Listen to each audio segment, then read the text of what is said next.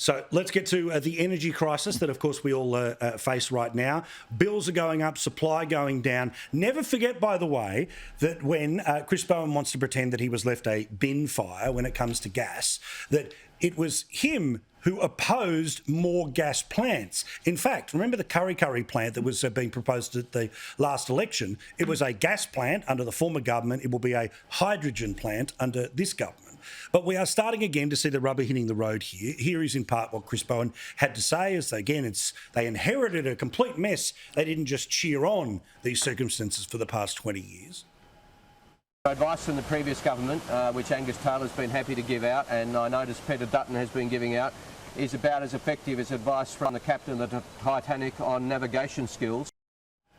Now, see, they talk about perfect storm. That seems to be the thing at the moment that is everyone's go-to, right? Well, here's the perfect storm of activism. Activism that has happened on the hard left for a generation, that you cannot possibly invest in any of this stuff. Activism from the loudest voices that said prime agricultural land was the reason that we couldn't go anywhere when it comes to gas. All of those people I put in the captain of the Titanic boat, as well as everyone else in terms of policy settings of the past few years, don't you, Cory? Yeah, I agree with you, Paul. There are so many vested interests that have been lobbying against what I would call the national interest.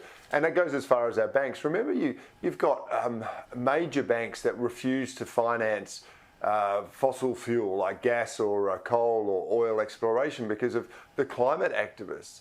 And I come back to it. Where were the people on the centre-right of politics pushing back really hard against this and saying, hang on, whoa, we are walking towards a cliff. The greatest competitive advantage we've ever had in this country has been cheap and reliable electricity, and we are squandering that. And we're happy to send it all overseas.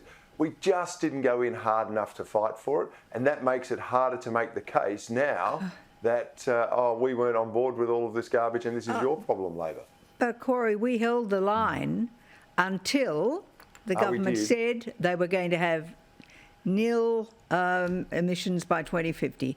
That's when the government abandoned the argument. You're right. But do you remember we were told that the Liberal Party would never be in power because Barnaby Joyce and myself and others and you pushed back against this climate change malarkey. We were told it was a loser, the public would send them to the sin bin forever. We won election after election until they capitulated. And so I'm really talking about the last 3 years, but you know the seeds were there before that. There were too many surrender monkeys in the parliament rather than people who wanted to fight. But there were some of us there who were very fierce about it, and I was one of them.